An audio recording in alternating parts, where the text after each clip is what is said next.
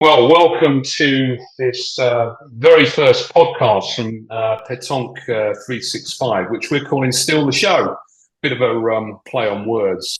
Not sure it's the best. If anybody's got any better ideas about what to call this podcast, then do just drop me a line, and perhaps we'll have a poll on it or something on our Facebook page. But welcome to it anyway. And the idea is, this is the first one we're doing. The idea is we're going to do it fairly regularly throughout the season. And today I'm joined by three, what can I say, paragons of our sport, actually, paragons of pétanque.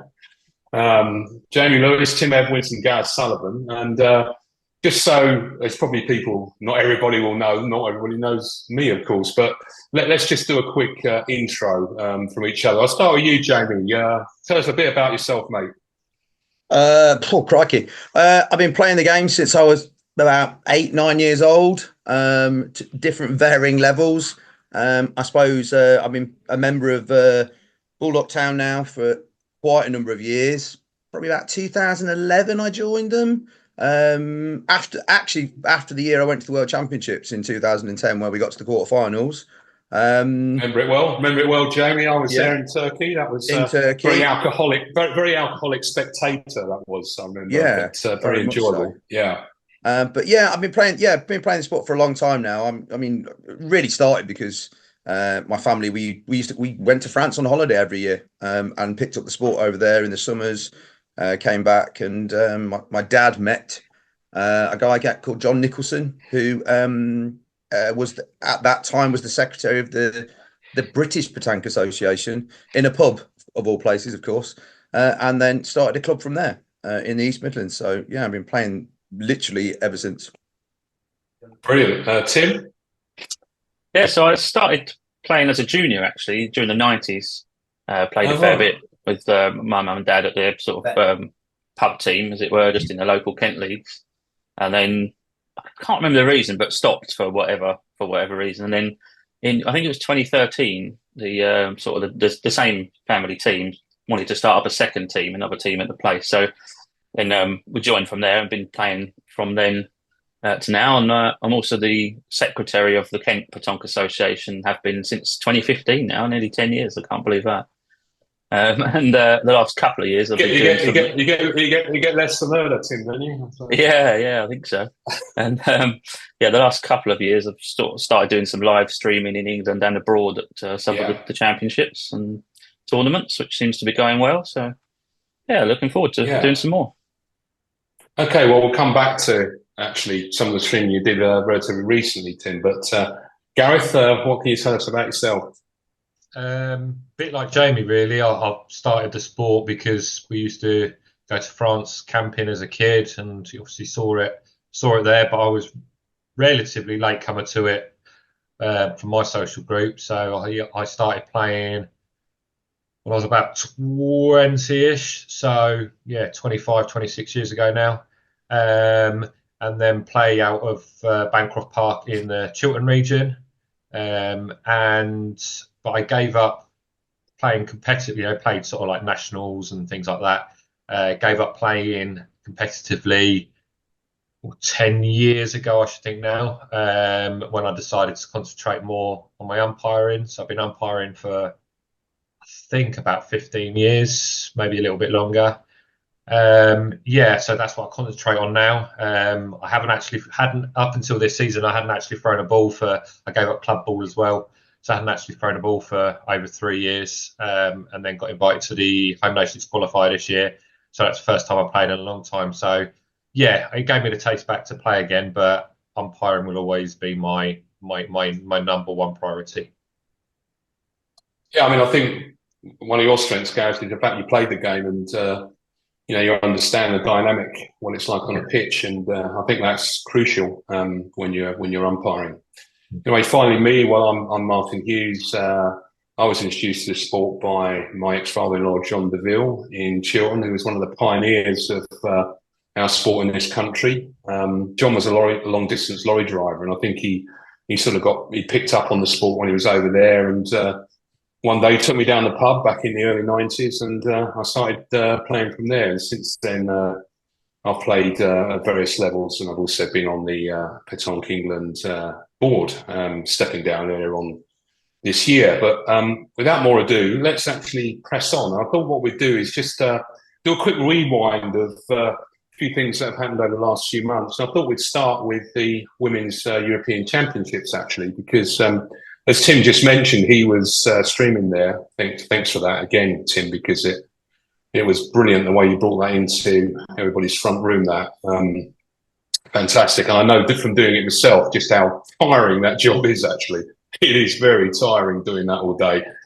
So what I thought I'd do is I just thought I'd share quickly the results of that from that championship, and perhaps if you can just remind us who was playing for England, Tim, and just talk us through what happened and what it was like. And Gareth, maybe you can chuck in a few thoughts because you were obviously umpiring there as well, just to give us a feel for what that championship was like. So I'm just going to share the results to start with. If I can get them up.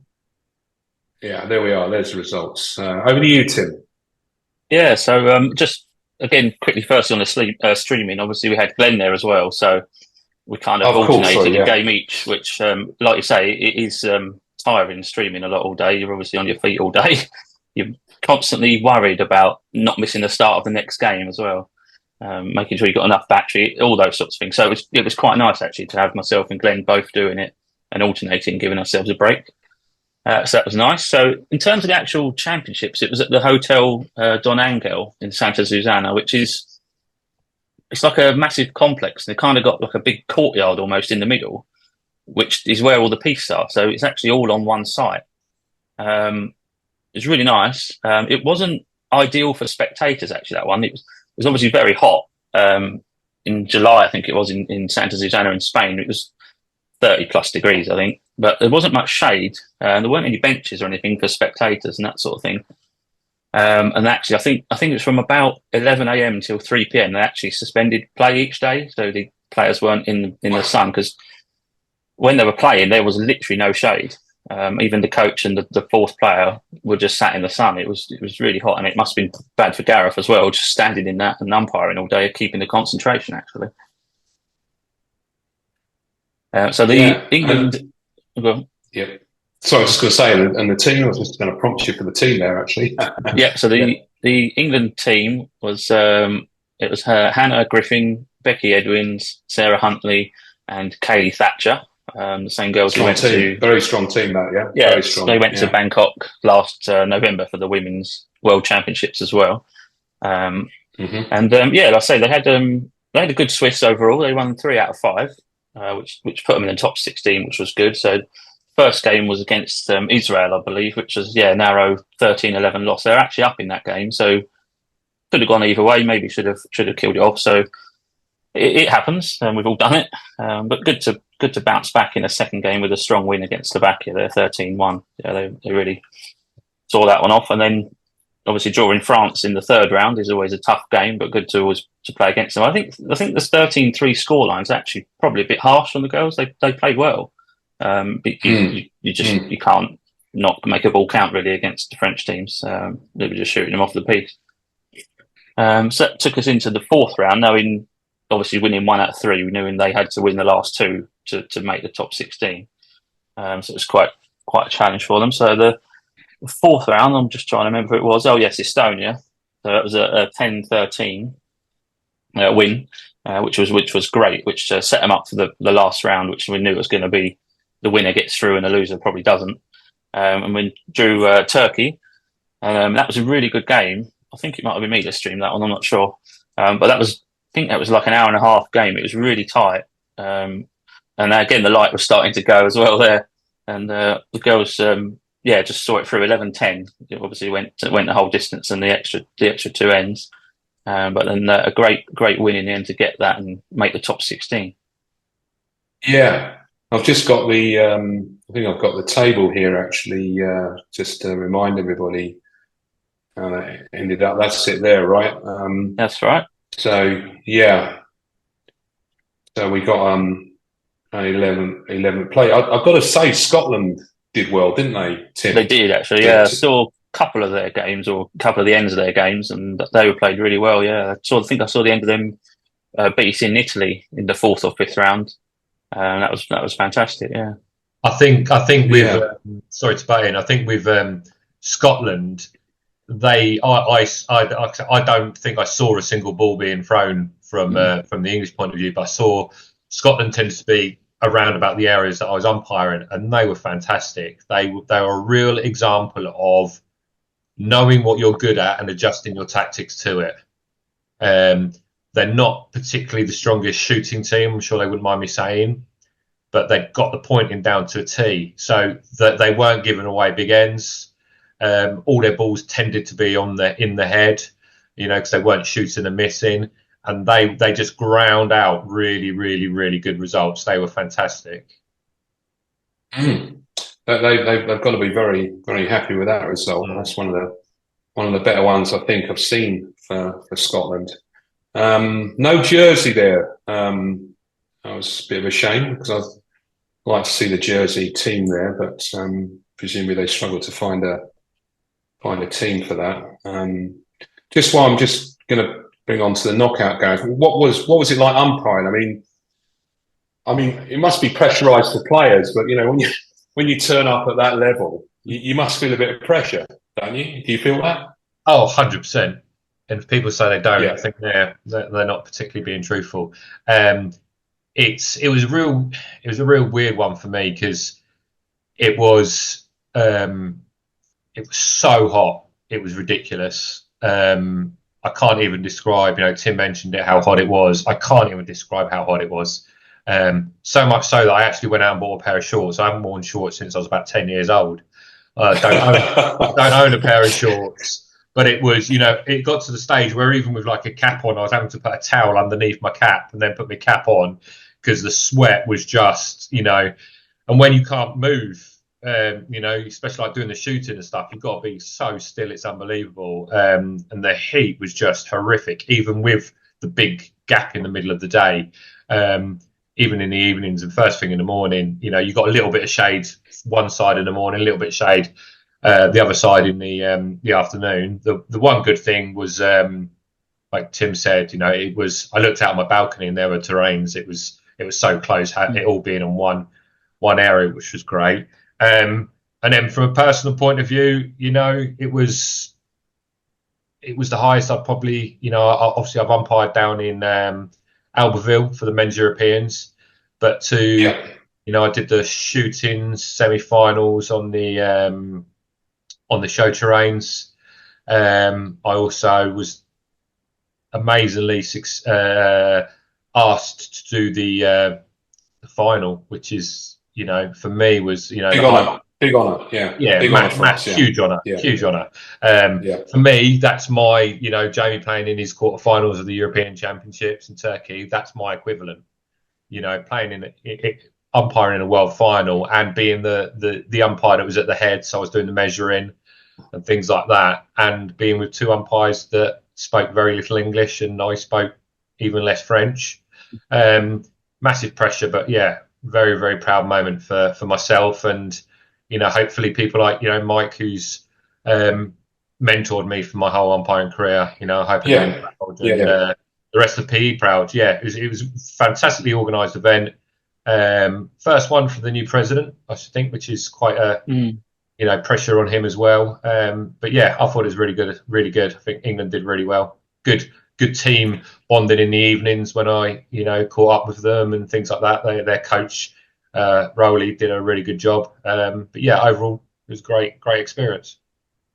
I was going to mention Rowley because I've worked with him obviously international level with him with the men's team, and he is fantastic at those tournaments. Is Rowley? He's very calm, and his tactical nous is pretty much second to none.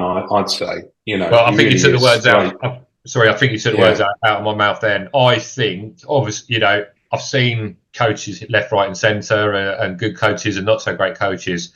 But I think for me, as a complete package, personality-wise, knowledge-wise, tactics-wise, I think he's the best in the country by some way. I really, really rate him as a coach and as a person, and even off the terrain, how he managed the girls. It's not always the easiest going with 4 girls when you're the gen and and you're trying to socialise with sort of younger girls and things like that. But he managed it perfectly on and off the terrain. He was fantastic, really good. Yeah. Jamie, perhaps let's just bring you in if you can just unmute.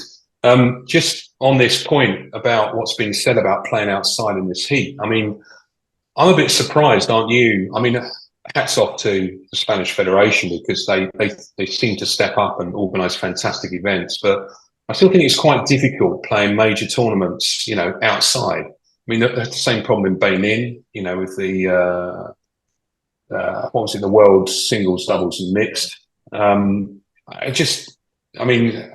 What do you feel about that, Jeremy? Do you think it should really be indoors? Yeah, I mean,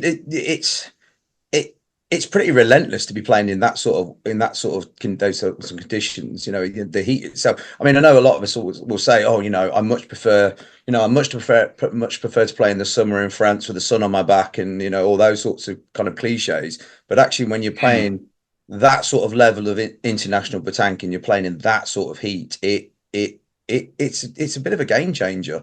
It's very difficult to kind of focus and to keep focused. That focus you have to sustain through, end after end after end after end. It's really difficult. I mean, to play, I think those top level kind of like competitions need to be played indoors. Really, they need to have some sort of cover. But at the end of the day, it's like any kind of event, really. It's down to what venue has put itself forward.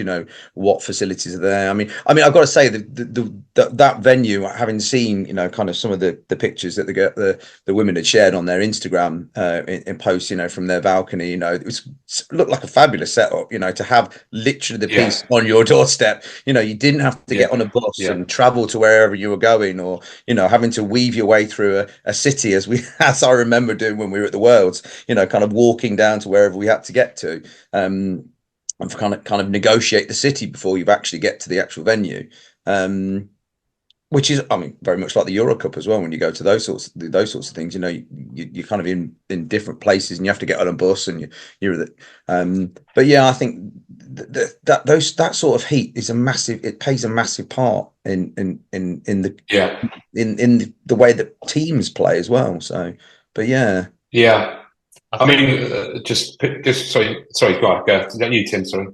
Sorry, no, it's me. I was just going to say, I think with the indoor thing, funnily enough, when I was one of the gents that was umpiring out there from Switzerland, really nice gent, fantastic umpire, and he actually helped organise I think you were there as well, weren't you, Tim? The singles, doubles, and mixed doubles in Switzerland. Yeah, Martin.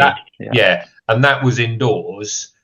And I won't say it out loud, but he told me the cost of it being indoors, and it blew my mind how much it was. So like Jamie says, you've got to have, yes, ideally, I think it would have been indoors because it was horrifically hot, but you've got to go where you can go, haven't you? And there's pros and cons. I think if it was there again, I just think they need to sort out some more shades, some seating, some more, they brought out some more parasols on the second day, didn't they? Or third day, or whatever it was. They need to do something, for some shelter. But yeah, it's a great venue. But yeah, the cost, I think, is prohibitive for most federations. I think outside of France, the venues are going to be outdoors. I mean,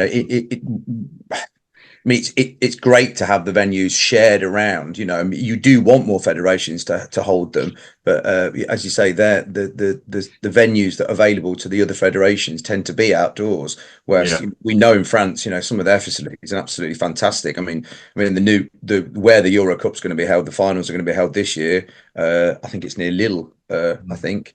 That looks absolutely amazing, But they build these facilities. Because they know they're going to hold the French national events there, don't they? So they've got these fabulous venues. But yeah. I mean, two thoughts I've had on.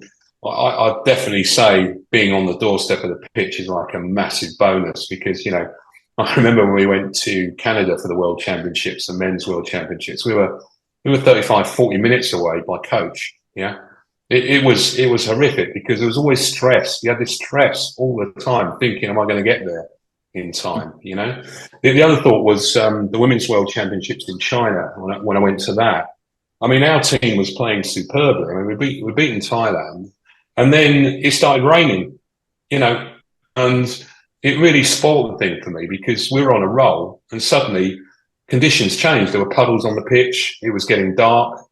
It made a massive difference. And I think the only way you really get a controlled environment is obviously when it's indoors. But obviously the guys are absolutely right about the financial constraints that everybody faces. Anyway, just to finish off the Women's World Champ, just got to just share the final sort of knockout, Tim. So we got drawn against Switzerland. That was a tough draw, that, right?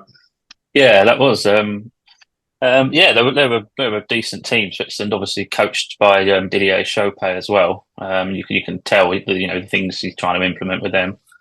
And that game was actually drawn on the showpiece. So that was on the official stream. So Glenn and I could both relax and watch that one. Again, it was a really good game. It was quite tight.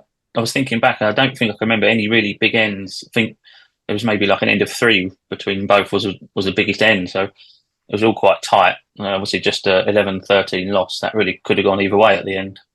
So there you go. You never know. That way. Yeah. Just a quick thing on. Sorry, go on, Tim. Yeah. Yeah, just a quick thing on the actual pistes that Santa Susana at the hotel. On the stream, they probably look really flat and rolly and easy. And I've had that before in other places on the stream, but they weren't. Yeah, they're undulating, they're patchy, there's soft bounces, there's kicks. Just to point out to everyone that sometimes you look at the stream and think, I could just roll one in there, but it's just not like that. Yeah. No, I think it was deceptively when you looked at it. I must admit, when I got there, I first looked at it, I thought, God, I wish this needs to be a bit more challenging than that. But it was extremely challenging. It really was. For what was said from England, comments on posts, etc., about it being a basic terrain and a bit roly-poly, all these sort of like cliches, it definitely wasn't. I think it's really interesting because I think very often when you get those sort of streams and people think they make a presumption, don't they? They just look at it and go, "Oh, that looks really easy." But more often than not, when you go to those types of venues, they're not, the piece aren't necessarily, they haven't been down for long. So this was the opposite. They're actually played on literally every single day. Oh wow. But I think the opposite. It wasn't because of how long it had been down. There was Tim, was like massive undulations. It wasn't so much like the top surface that you see on some of these temporary terrains. It was the actual ground had so many peaks and troughs in it. It was a very challenging terrain. Yeah. Okay, well, just to say, when England get knocked out in anything in pétanque, I always support our friends in Holland because we've got some great friendships over there. And I have to say, I was very pleased to see them get through to the final there, and equally very gutted for them because they were running that final, weren't they, Tim? Yeah, I actually umpired all bar one of their games. Did you? Okay. Yeah, just by the luck of the draw. So yeah, I became quite good friends with. Obviously, I knew some of them anyway. But yeah, that final, I think they made one mistake in the penultimate end. Would you agree, Tim? And that was it. Possibly, yeah. I mean, I think they were well up actually. It was sort of like 10-3, 10-4 at one point, weren't they? I know Belgium did make the sub, didn't they? Brought Jessica on, and obviously, player of her quality makes a big difference. Obviously, just managed to turn it back in Belgium's favour in the end. Yeah, I mean, when Jessica Meeskins came on, I mean, it did completely, switch the momentum of that match. I felt, which is always, it's another thing, that I've always argued at great length, which is the power of the four, right? Yeah. Oh, 100%. It is, the power of the four is that you've got someone there that can come on and make a massive difference. It just changes the feel of the game. I mean, I was surprised she didn't start because I've watched her over many years and she's a really good player. But that's not to say there isn't equally good players in that Belgian team. But it definitely made a difference. And congratulations to Belgium, particularly that win over France, which was really convincing win, wasn't it? 13-4 in the semi-final. Well, if you just look at their knockout there, 13-0 against Italy, 13-7 against Monaco, 13-4 against France. That takes some doing, doesn't it?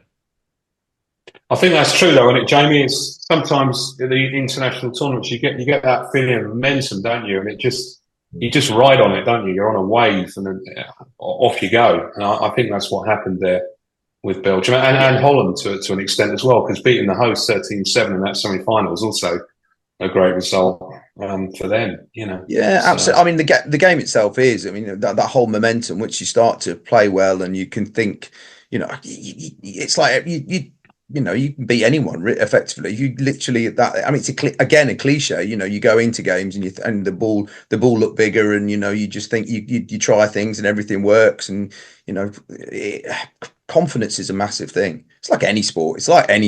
Confidence. If you're confident in the way that you're playing and how you're going, you can literally beat anyone, really. Obviously, the skill set has to be there, but that momentum is massive. Okay, that's great. Just one final thing. Sorry. On the out in Spain. Quite interesting, the whole delegation, and great support that was there, and myself. Novel thing of watching England versus Spain in the football final in Spain. It was quite amusing. The only English people in the bar was quite amusing. Yeah, definitely. Okay, well let's just have a quick chat about home nations then, because again, as Gareth mentioned earlier, he played for a change after hanging his ball up for a long time, if that's the correct phrase. I'm not sure, but he's hung his ball up for a long time, and then how did you? By the way, what made you decide to play, Gareth? Just fancied having a go, or it was at Leicester. I can't remember, one of the SSEs last year. Leicester, I was umpiring, and just through I pride myself on the relationship I have with most of the players, and I was just having a chinwag with Jason White, and that year's home nation, I think he was asking, was I umpiring, because England hosted the home nations last year, asked me if I was umpiring, and I just mentioned that I think it's 3 times I'd tried to qualify for the home nations back in my playing days, and I think every time I finished 9th, one place out. So Jason said, right, should we play together then? And literally that was it. Jason's only started playing after I'd stopped playing, so he didn't know me as a player at all. So we sort of cobbled together a very successful team. Myself, Jason, the legend that is Les Gardner, and Kai Sheffield. We did very well. Yeah, I saw Les the other night at Big Phil Winston's 50th birthday. You're right, he is a legend of the sport.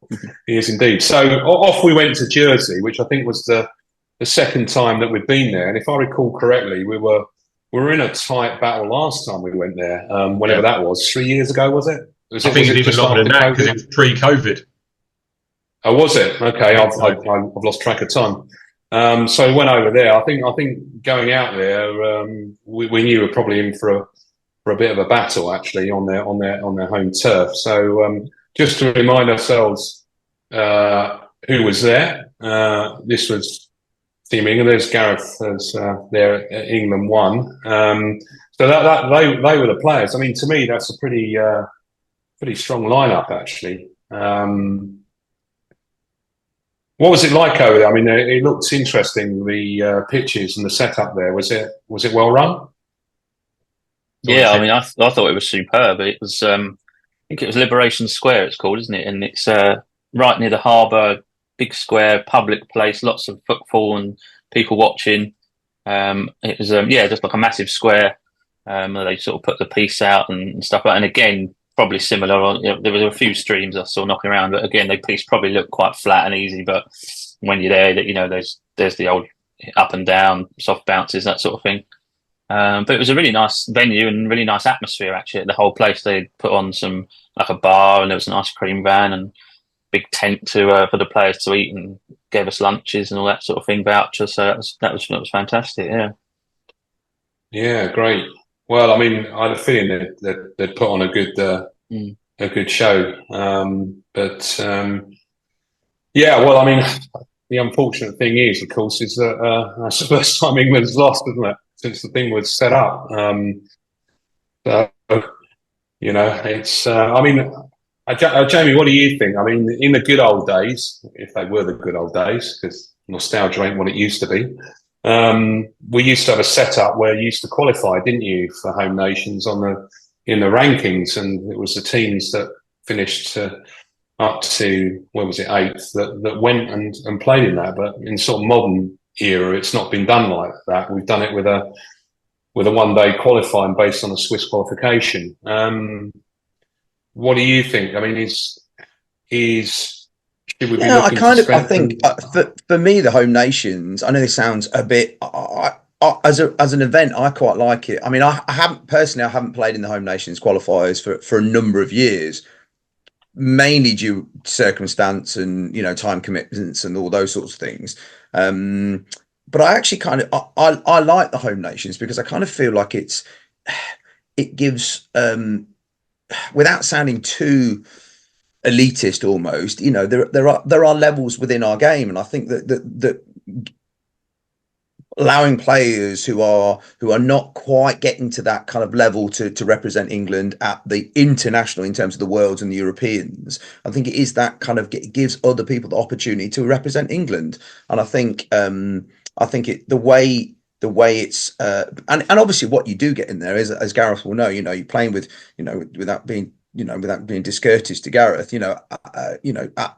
Jason is one of our top players in the country. Playing with Jason, I mean, it's a delight playing with him. He's a fantastic player, isn't he? So, but it's nice to see within the teams in that, and that's not just this year. It's been over the last few years. You've got really experienced players playing with other players who maybe are less experienced at that level, and maybe not have had that chance to get to that level. So I think I really like it in that respect. People play with other people, and then they gain that experience, and they're learning off those players who have played at those, the tactics and the ideas, and this is how, come on, let's play more in an attacking way. Let's be like this, let's go for it. So yeah, and I think there's been the opportunity for people to do that, and I think obviously there's been a dominance. England have dominated it for many, well, all of the years. Let's be, I was going to say many years, but literally all of the years it's been playing. So yeah, I mean, I like the competition. I mean, I personally haven't played in it. Crikey, I can't even remember the last time. I think it was Morecambe maybe, when I played with my brother and Ad Ball. I think I played with it, and we travelled all the way up there. I think I might have even been at university at that point. That shows how long ago it was, or just post university, without saying how old I am. But yeah, and they are really great events. They are played in a really, really good spirit against the opposition. They're kind of like a mini interregionals. I know, and it kind of we'll exactly what I was about to say. They're like a mini interregionals. The level of play is is competitive, and it's and I know in past years the score lines haven't necessarily looked like that, but I think I mean they are competitive, and I think they're playing in a great spirit as well. Well, what do you think, Tim? I mean, do you think we should be trying to strengthen to try and win it back, or is it let's just carry on the way it is and let people self-select the teams, turn up to that qualifier and compete? Yeah, no, really? What do you think?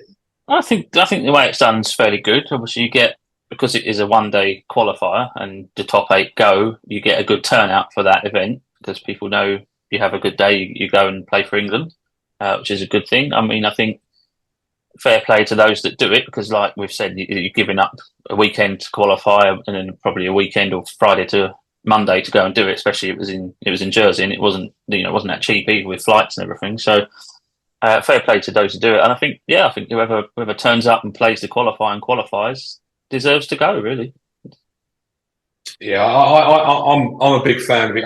It ain't broke, don't change it with this, I think. I don't know what you think, Gareth, but I think that one day qualifier is good, and I think it has to be a standalone qualifier because it probably worked back in the day because teams weren't segregated. The one good thing about the home nations now is that Tim played with his wife. There's mixed teams. Which obviously our qualifiers will not allow anymore. And I like it's Yeah, the only yeah. time you're representing your country where you can play with literally anyone, which I think's fantastic. You know, obviously I played back in my heyday, if I'd ever had one. You know, I played with Jeremy and Sarah for years. You know, and I like the dynamic of that having a mixed team. It was really good. Yeah, I wouldn't want to take that away. So I wouldn't want it to be X amount of teams goes to the men's qualifiers or X amount of teams goes to the women's qualifiers. It's our best attended qualifier. And yeah, you might get anomalies, you know, here and there. You know, we had some teams that struggled out there. But the one thing, just reiterate what Jamie said, you know, we had a team, bless them, that, you know, it was their first time qualified, as it was mine. So, you know, and they didn't win a single game on the Saturday. And every single person was around that team like, you know, you're not letting us down, which is what they were saying. You know, we're all one team. If my team wins, that's everyone winning, you know. People like Scott, myself, a few other people went down and, you know, if we were a fourth, we were helping them, coaching them a little bit. And there was and when they won their first game, which I believe was the first game on a Sunday. Yeah, that's right. The entire squad, you would have thought they'd won the World Championships. You know, we were so happy for them. That's good. There was celebrating. There was sort of like cheering from 8 pieces down. So for me, yeah, it's a unique event, and I think that's the way it should stay. I like it. Okay, let's just finish by just sharing the actual end results. I mean, it was very close at the end, just the 2 games in it, as you can see, between Jersey and England. Scotland and Wales quite some way behind, and yeah, I mean, it was a battle between Jersey and England. This one, wasn't it? And yeah, it was the day. It was the day one. If you look at the results of day one, that's what costs England. Yeah. So there was a 7-game difference on that day one, and that's what caused the problem. Funnily enough, day one, it absolutely rained heavens open from the moment we started to the moment we finished, and day 2 was beautiful sunshine. So. Okay. So what you're saying is England teams need sun on their back to actually prosper, Gareth. Is that what you're saying? So. Okay. Well, that's fair enough. Okay. Well, I'd just like to point out the best teams down in that corner. It's quite interesting. Oh yeah, that wouldn't be your team, would it, Gareth? By any chance? Well, it's interesting that we lost, but we've got, you know, what's that? Top 8 teams, and we've got 1, 2, 3, 4 in there. Yeah. Okay, well, it's in Wales next year, guys, isn't it? It must be with the Welsh turn. I don't know. Does anybody know where that's being held, or has there been any news on that yet? It was. I don't know if it's set, but someone mentioned that the venue where it was previously, quite near the stadium. Yes. The last one was I think it was Monkston Pétanque Club. Right. Yeah, 2019. They played in that one. They did it a while ago, didn't they? Next to the whatever they call it now, the Principality Stadium. Yeah, a long time ago. Yeah. So I heard that being mentioned again, but I'm not sure. Well, that'd be fun. Yeah. Good. Right. Well, we've covered that. We've done the women's European Championships. We've done the home nations. Let's just now quickly turn our attention to something else that was a right royal battle. Namely, who was going to be the champion English club to represent us at the EuroCup in, where is it? It's in Dijon, isn't it? I think in December. So, Jamie, I'm going to invite you to make a few comments on this one. So that EuroCup, we had the teams of Meadow, Baldock, Campbell and London, which I think was the same as the year before, isn't it? It's become a bit of a same sort of lineup, isn't it? Every year, I don't know. Yeah. Has it been that way for the last 3 years? Isn't it? I think maybe. I think the last 3 years. Yeah, the last 3 years it's been the same. I remember when there used to be the secondary Chiltern team, the sports bar used to get there, didn't they? But that's been a while ago. So we had that battle then over up at Leicester. I mean, that's a pitch and a half, that is, isn't it? I mean, something else. Absolutely. I mean, for me, not an incredibly long drive for me, which is not too bad, which is always good, which makes a change, which does make a change. It's usually like 2.5 hour, 3 hour drive for me to get to play anywhere.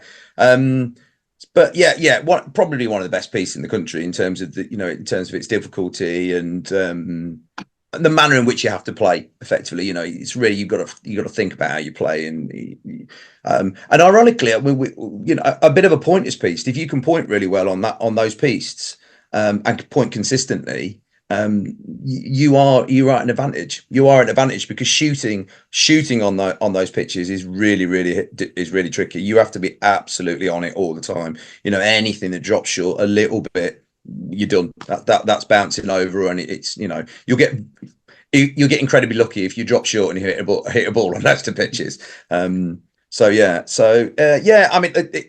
similar battle as the last 2 or 3 years, really. I think Meadow played. I can't remember which way around it was. I think Baldock played London first. Meadow played Riverhamble. That's right. And we beat London, and Meadow beat the Riverhamble. Both by the same total, Jamie. It was 25-6, I believe. Both matches. Yeah. We kind of went into, and I think I can't exactly remember. I think win both ties. I think by the time we got to the doubles at the end, I think with both Meadow and ourselves, we kind of effectively won the ties already. I think we got to that that 16 points that you need to make sure that you won the tie. I think we then swapped, and Meadow played London and we played Riverhamble, and it, again, but we beat Riverhamble and Meadow beat London, so kind of setting up the next morning to be the kind of the winner takes all, really. Yeah, I mean, that second round was again 25-6 to you against Riverhamble. And I think the Meadow London match was 24-7. So it was all set up, wasn't it, for the Sunday morning, the showdown between you and Meadow. So talk us through what happened. I mean, effectively, it was close all the way through, really. I mean, as you can imagine, we're pretty evenly kind of teams, really, in terms of the quality of our teams. I mean, as always is the case, without making excuses, as always is the case, we always have Baldock seem to always have a little bit of a problem with our kind of like on the day. Unfortunately, Jez Huntley couldn't come and play with us at all at the weekend. Yeah, I mean, take no other way. I mean, we've been playing long enough now to kind of like you just kind of like not ignore it. You just kind of put it to one side and you just play. And to be honest, overall, it didn't really. I don't feel it really affected our team as much as potentially it could have done. I think because over the years that those sorts of things have been, we've had those sorts of things happen to us. There's always been a bit of a bit of adversity at some point, and you've got to do that. I mean, it was close. I mean, the singles, if I remember correctly, Meadow, they won 4 of the singles. I think we won 2 of the singles. I've got the results here, actually. Can you see those? So yeah, I mean, it looks like so on the singles there was 1 loss. Is that right? 1 loss for Meadow. I'm glad you could make head or tail of what that is, because I can't. 2 losses. Yeah, I think it was 4-2. Oh, sorry, you're right. Yes. Yeah, 4-2. Yeah, so Jason lost to Jack. Yes. Yeah. And what's that? Be complicated. I think Dave Plumoff lost to Matt. Lost to Matt. Yeah. Oh, he lost to Matt. 14-8. Yeah. Absolutely. Yeah. So we went into the doubles. It's interesting, really, because the weighting of this is the triples. The triples are, they're massive. Having the triples being worth 5 points each. So we effectively knew going into that next round, into the doubles. So we played the doubles and we kind of said, look, we need to win one of the doubles. We win one of the doubles and then we have to win 2 triples, because if we win 2 doubles in the next, we still have to win 2 triples. So actually we just need to win one of the doubles. So, which is effectively what we did. Again, they were fairly close games, fairly tight games. So they won 2 doubles, we won 1 double, and then it went to the triples, which were incredibly close games. Really close games. The mixed doubles. We had a chance to win it on one of the ends. I think it was 12-11. I think it was at that point, and the kosh had been pushed right out to kind of like, I think about 11 maybe 12 meters. It was really the whole length of the pretty much the piece, and we had kind of three shots. Yeah, three shots at it. And this was the game between Dave Plumhoff, Reese Gould, Becky Edwins against Sarah Huntley, Sam Blakey, and Ben Gallimore, I think, wasn't it? Right? Yeah. I think with the end where you're on about, Jamie, didn't I think if I remember rightly, Meadow had a bit of a nightmare end, and then Reese managed to get his last ball in, wasn't it? Yeah. And I think they had 3 shots at it.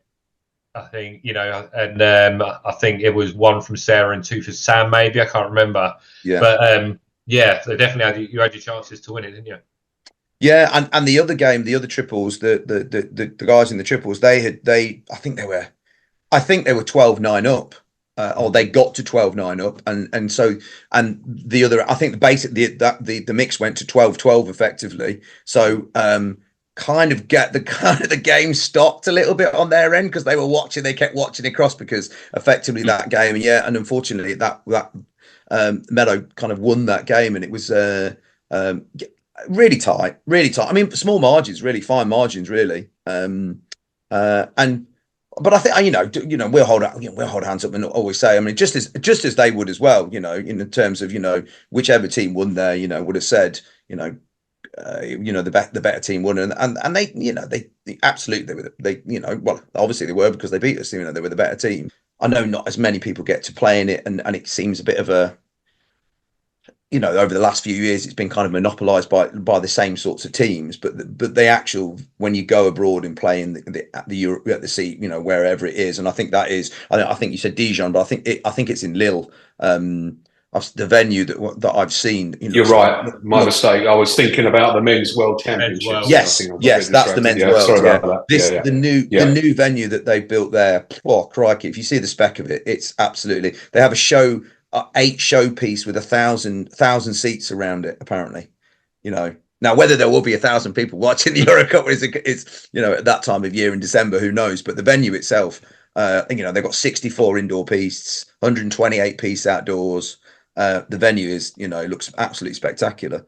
But yeah, I mean, for me, it's for us a club to go abroad, for us to then to represent the association, and to be able to I think go well. I mean, for me personally, I think the EuroCup is a competition as an association we can do well in. I mean, we've seen over the last few years, whoever has been to kind of represent has done well. Has gone quite far in the actual competition itself, and that does depend on your draw. Draw is a big thing. That is a big part.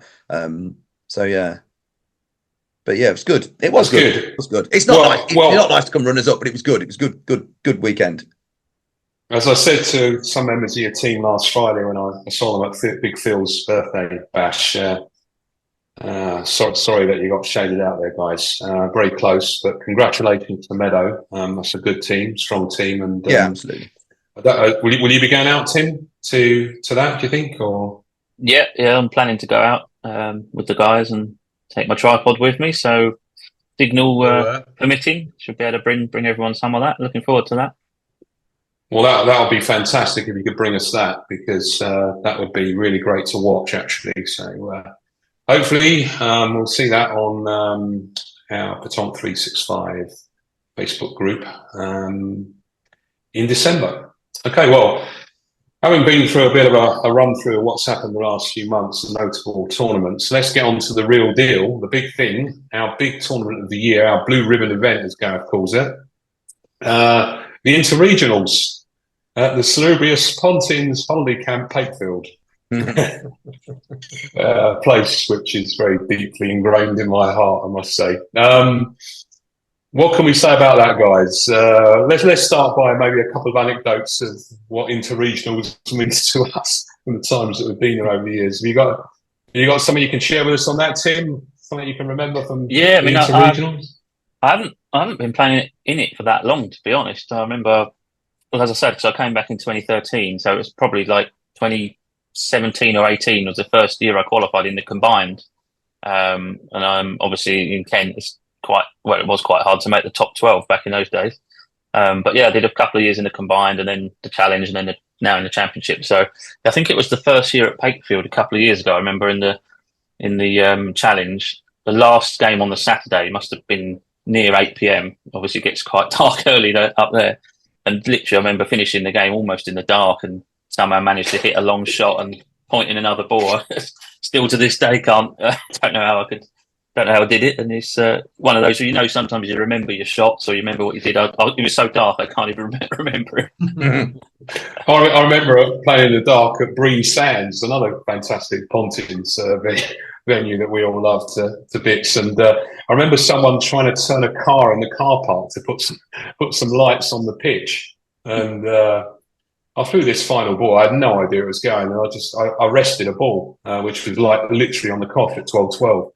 So that was good. Another thing I remember was, if I remember correctly, Martin, I had to assist John Thatcher doing a measure in that game by torchlight. I do remember that, and I also remember one of my team members not being too pleased playing in the dark, and me saying to him, "Look, we can win this. Let's get on with it," And another time, first time we went to Hailing Island, I remember I turned up. I got into the bar for a shower, immediately slipped over and smashed the toilet seat coming down.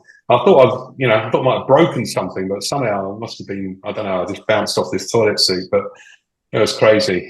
You got any memories of interregionals, Jamie? Quite well, actually, probably not as many as I should have.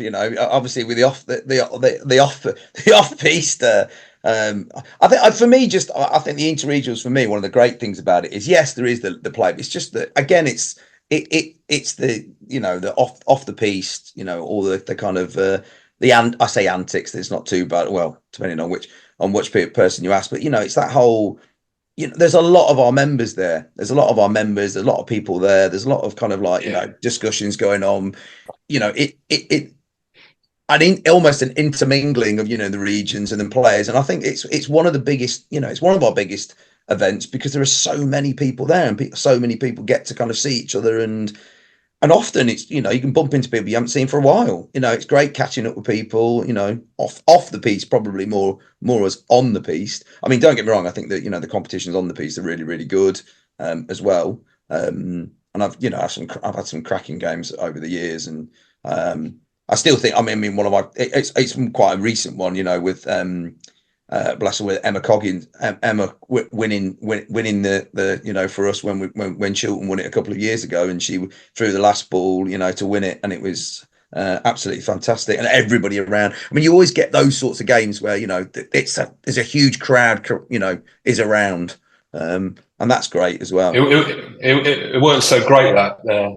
Jamie, thanks for reminding me. Sorry, second, my apologies. Yeah,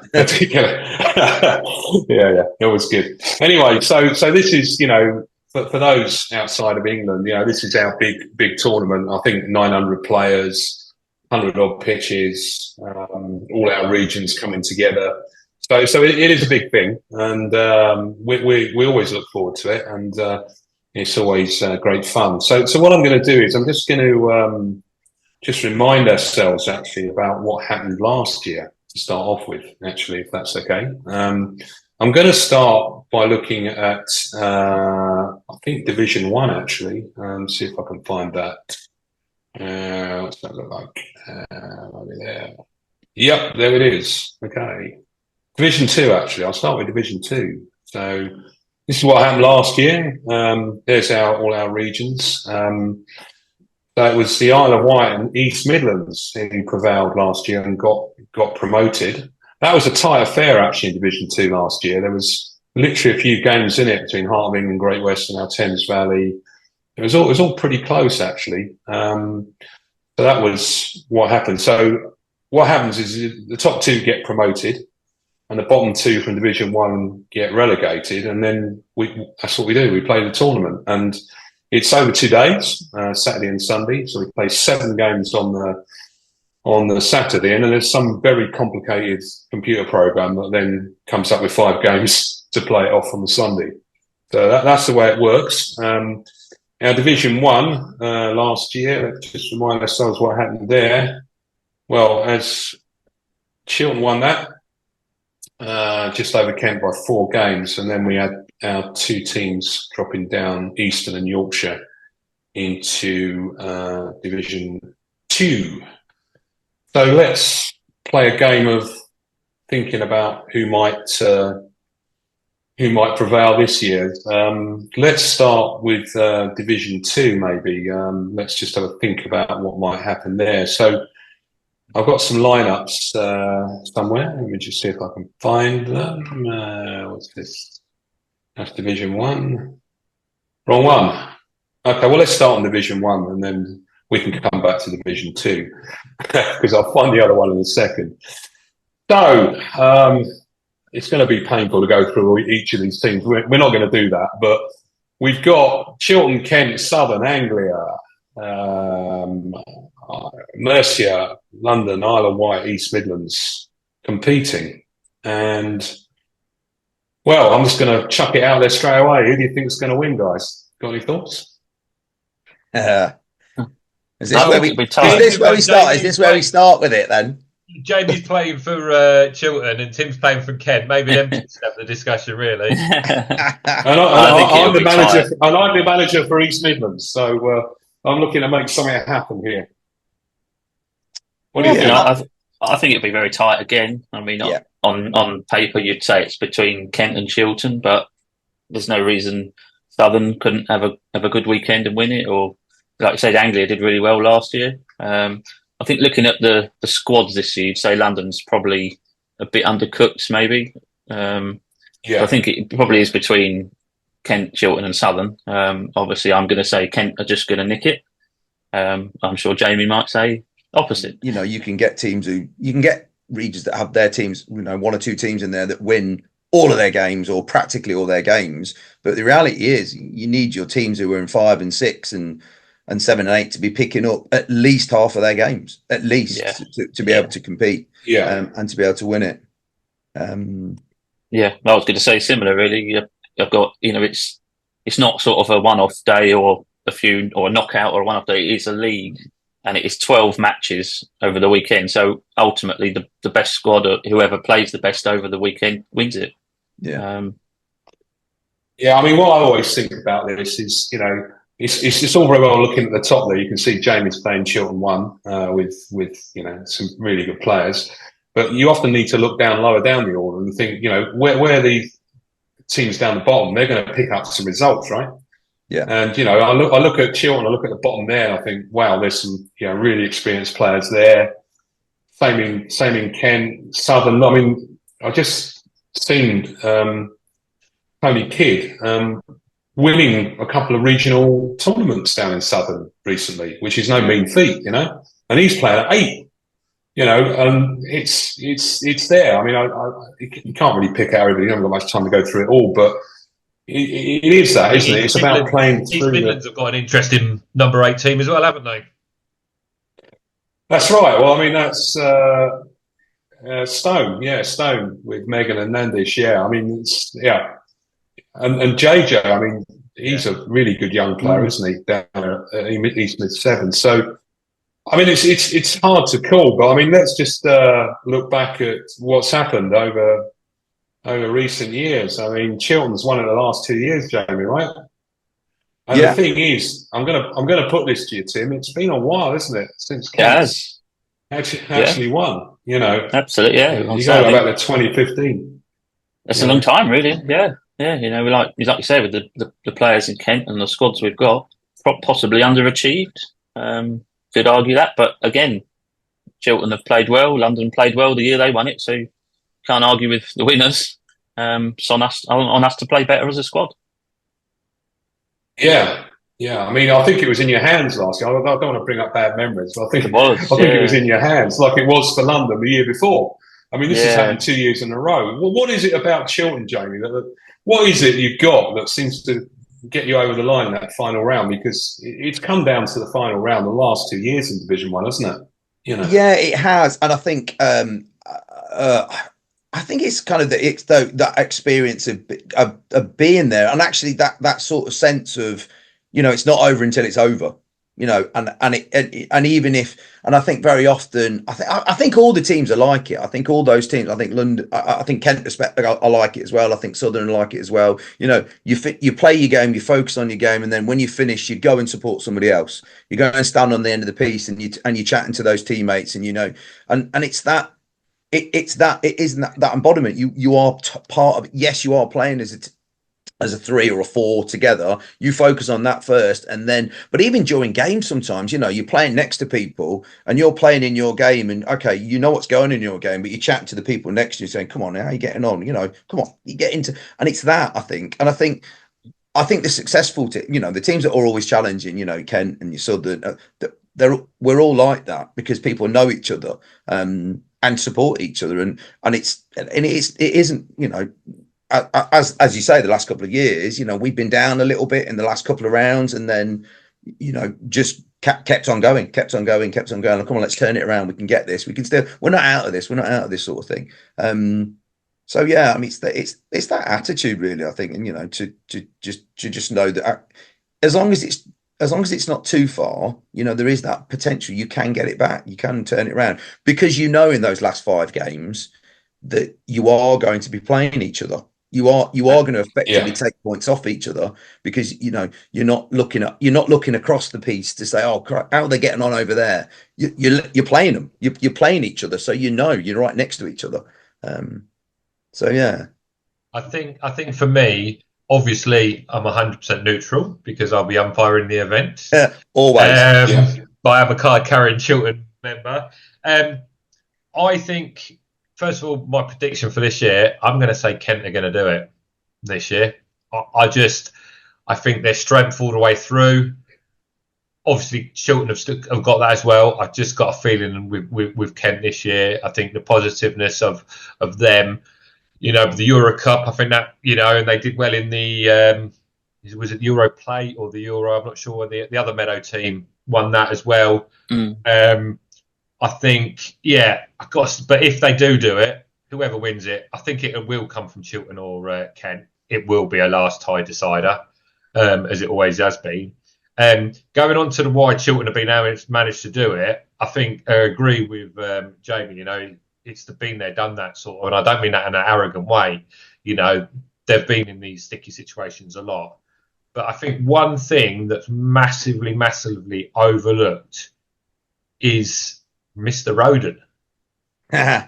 Little big house. Yes, yeah. If you look at going back to the EuroCup, right, the two teams, Meadow and Baldock, both have, I know Rowley does play a little bit, but they both have a designated manager, coach, whatever you want to call them, And I think that makes a massive difference, because that's someone that has to make the real difficult calls. I know it's different for the interregionals, but they have to make the difficult calls. There were certain players for Meadow, and there were certain players for Baldock that didn't play anywhere near as many games as they probably would have hoped, because someone else made that decision for them. Now, going that into the interregionals, most regions have a team. I think they vastly underestimate the importance of the team manager. And when they do have a team manager, it tends to be someone that's not qualified, or the partner of someone that has qualified. Alan Roden chooses to do that as a role, and I think he's done it for 23 years now. I think it's 23 years. Yeah, I said to him the other day jokingly, he's the Alex Ferguson of pétanque, isn't he? But Alan Roden's a nice bloke. And he's not Scottish. But I mean, he's unrivaled, isn't he? He's unrivaled in that consistency. When I'm umpiring the event, obviously I played under him as a coach, and I've been lucky enough to win the interregionals on quite a few times. But seeing it from an organising point of view, part of the organising team, Alan Roden's often there in these managers' meetings, helping out all the other managers. What he doesn't know about it isn't worth knowing. He's done it so many years. He goes there, he's got all his paperwork sorted. He's got spreadsheets on this and that, and he's got his finger on his pulse. He's there in the peeing down rain when that last team's playing and all the others have to go to the next round. He also let's not get carried. Let's not get carried away. It's sounding like the Chiltern show, Gareth. You know, I mean, it's the I've got. I think it makes a massive difference having a good coach. I've got to say that, but I'm going to make the case for my friend Faye Golder. I think Faye is the Kent team manager, right, Tim? Yeah, that's right. You know, Faye, I mean, she is super organised and super experienced. And, you know, you only got to look at the way, as I do, when I go over to Tenerife each year to see the club, and the way she organises that over there, it's fantastic. So I would say that's a pretty good heavyweight contest between Faye and Alan Roden, actually, that one. I do feel that. Two teams that have got good team managers, and I think that's another difference. Yeah. Definitely. Well, I don't want to... Sorry, go on. I was just going to say, I think my surprise package this year, though, and maybe you want to edit this out, I don't know, I think London are going to get relegated. Ooh, that's a big call, that one, isn't it? That is a big call. I think they're an outside bet. Yeah, they're either going to get relegated or they will be games away from being relegated. That's my prediction this year.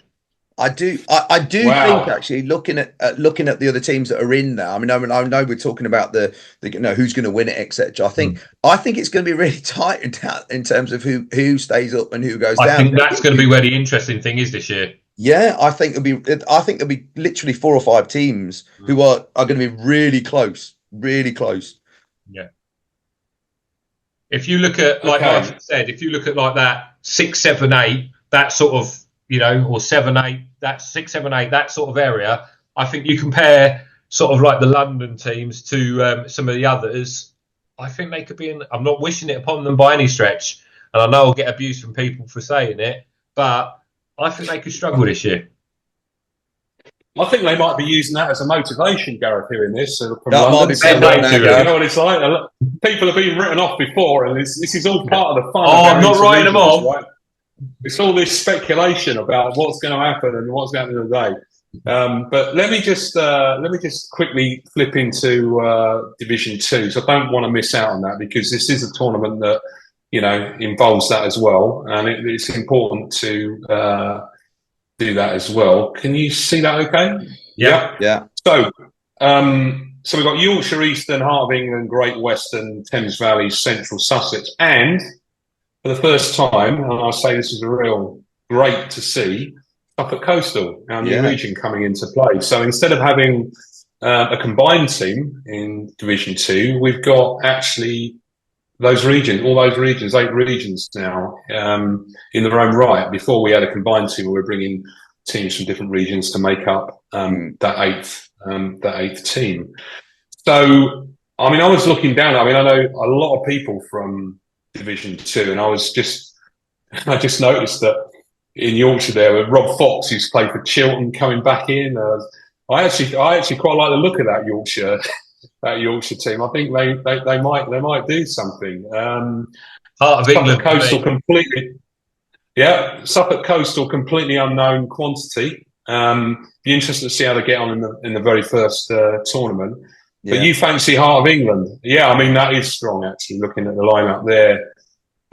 You've obviously got internationals playing in that team, which I'm not sure others will have. So, just look at the experience. I think the experience in that team as well. You know, Clive De Silva, Brian Stoke, the Woodwards. You know, I think there's good experience right from the top to bottom in that Heart of England squad. Yeah, I like the look of that Great Western 1 team though, with Phil and Alex there. Alex is a good player, and they'll win a lot. Phil's the master, isn't he? Master of pétanque, really. Well, I mean, it's going to be an interesting battle, that one. Nice to see Tony Mann playing again. Did he play last time? I can't remember. He did. But, you know, I mean, I think that could be a very interesting and competitive league. Last year it was very close and a few games between teams. So it could be very tight, actually, I think, maybe. Tight there. So I think Yorkshire might be a good shout there again. I think you have to look at the 2 relegated teams from last year, don't you? Yes, so true. Yeah, you got the Duchess. Yeah, I mean, I just saw Miggs win something over in where are they playing? Guernsey this weekend. Yeah, triples. Playing with Clive. Yeah. He's it's gonna be interesting. And the Duchess. Well, anyway, I think Duchess. Yeah, that's right. There She's going to be there. Great to see her. Great to see her. Well, anyway, I mean that's the sort of preview. We've all expressed an opinion on what might happen. Can we just touch on the juniors as well? Absolutely, yeah, of course, yeah. I think we haven't actually put the names up of the. No, Sorry? I think we should be touching. Even if it's briefly, I think we've got the challenge is a massive importance to the membership as well. So I think a quick look at that as well. Okay, if you'd like to do that, yeah. Well, let's talk about the juniors. I mean, we haven't actually got a list of the names of the juniors, but it is a competition. I think is it seven teams there this year? There's eight. Right? There's a combined. I was told today as well. But two are from Southern, and there's a combined. So, I mean, first of all, this is a real shame. There's only that many junior teams.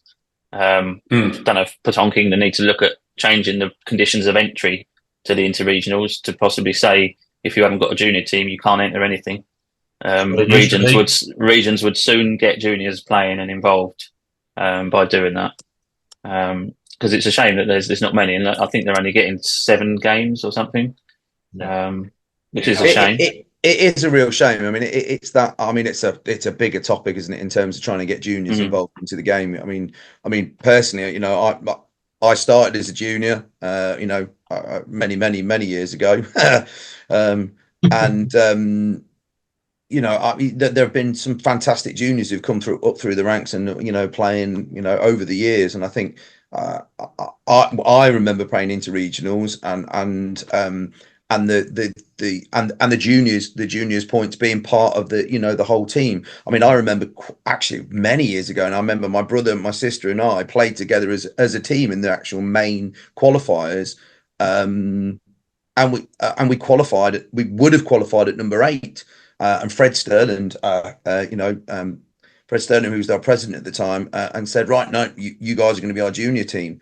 And we were livid as juniors because we were like, "No, we've reserved the right. We're going to have the right to it." And of course, he said to us, "No." He said, "You've got to play because you will pick up games. You're going to pick up a lot of games playing as juniors. You're beating adults. You're going to go." So we played as juniors. We played as juniors, and we did. We won a lot of games, but our games counted towards that. The final score, and that was. And I think, in an ideal world, I think we'd all love every region to have juniors, teams. I think it's the tricky part is adding that caveat in saying, if you don't have a junior team, you can't enter it.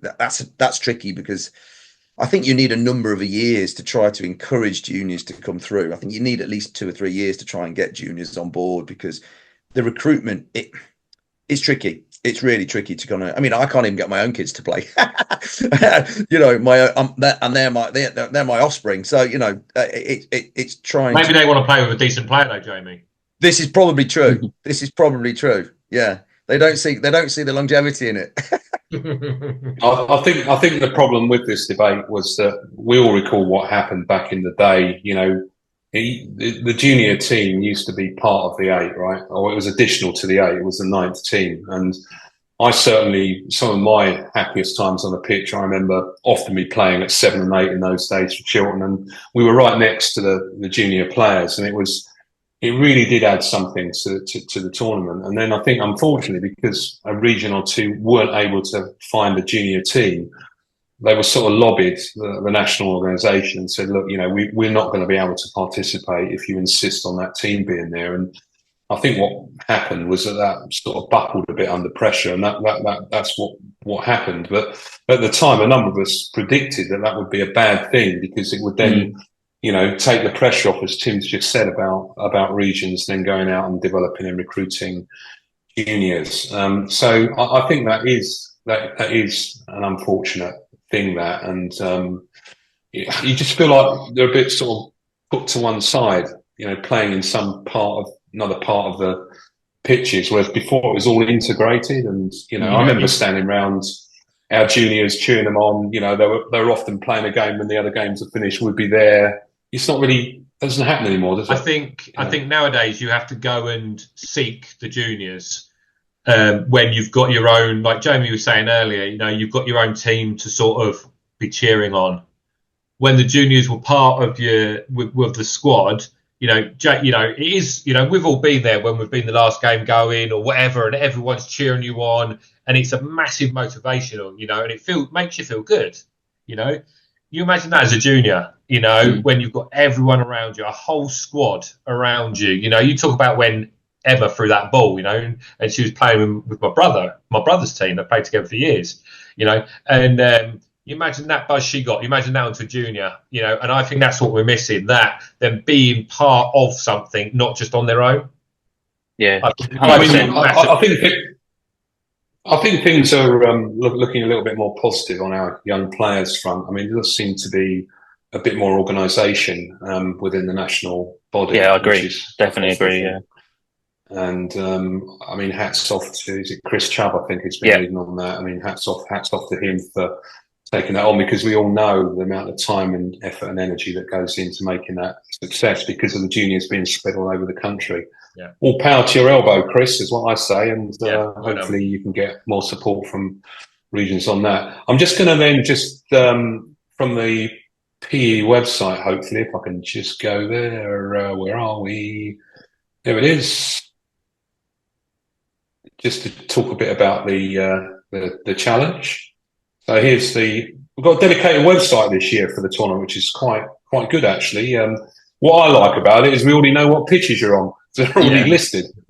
That's it's very good. For me, the challenge is really interesting because it gives players that are maybe going to struggle to get top 8, etc. A different competition to be in, but you're still part of the weekend. So I think that's massively important. But when we were at the Home Nations, me and Scott, my good friend Scott Ashby, had a really interesting conversation about the challenge. And we actually think the Challenge Division 1 is harder than the Championship Division 2. We both agreed on this because you've got teams like Great Western. You've got teams like Devon. You got that's their top 4 teams in their region because they can't field the top 8.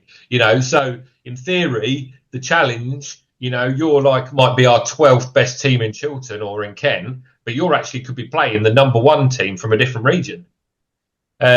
So I think it's of massive importance. And obviously this year, we've always got our friends from the WPA. They're only doing a challenge team this year, but obviously we've got sunny Scotland this year.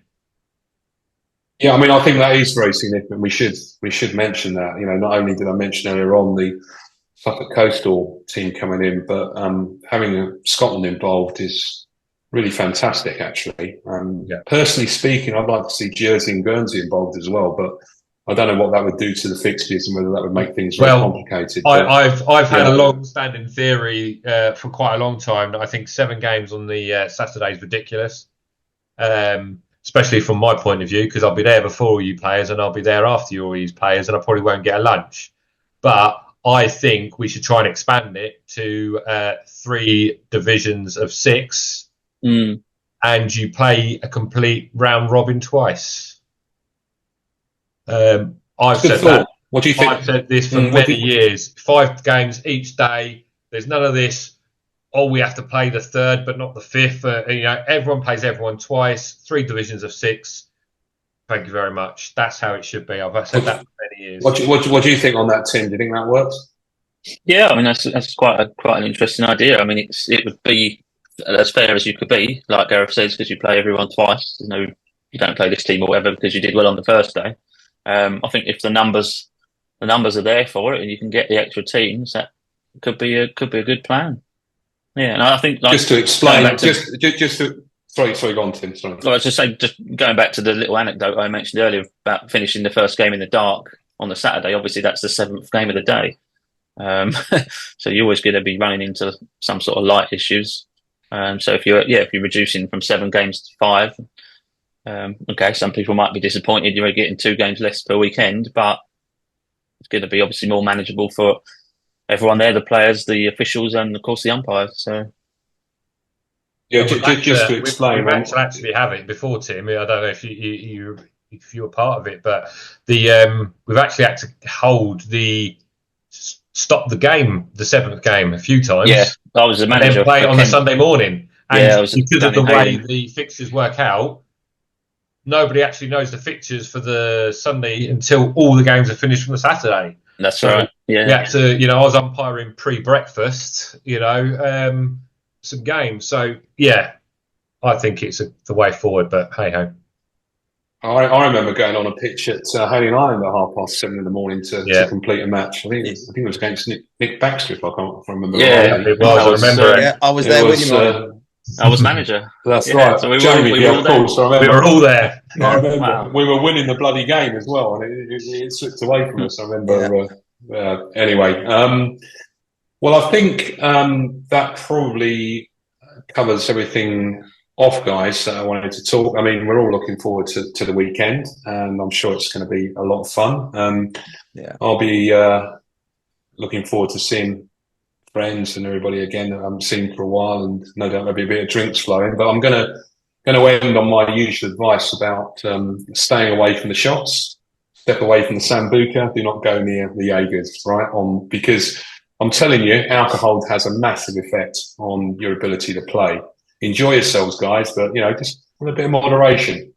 I'm going to be saying this to my East Midlands team, I just add one thing there, they won't be listening, Martin. Just add one thing. I just think they don't always get thanks, but a massive props to the dedicated people that are organising the event, beforehand and during. It takes a lot of organisation, just getting teams in and things, squads in, doing all the paperwork, etc. It'll be the first year, I believe, or is it first year we haven't had Adrian there? But yeah, so big props to all the people that make the weekend happen. I think it's massively important. Yeah, here. I mean, it is a major job, especially the umpires. Yeah, of course. And just to finish, I mean, I think this is the last year at Pontins in Pakefield, because I think might well be they're taking over the holiday camp to house a load of workers to put that nuclear power station up. So we're going to be looking for somewhere else to be playing next year. I've not heard anything about that. But no doubt we're going to learn some more, and that'll be a new adventure for us in 2025, no doubt. So that's what will happen. Thanks so much. See you all at Pakefield, and I'm sure we're going to have a great time. Thanks very much, guys.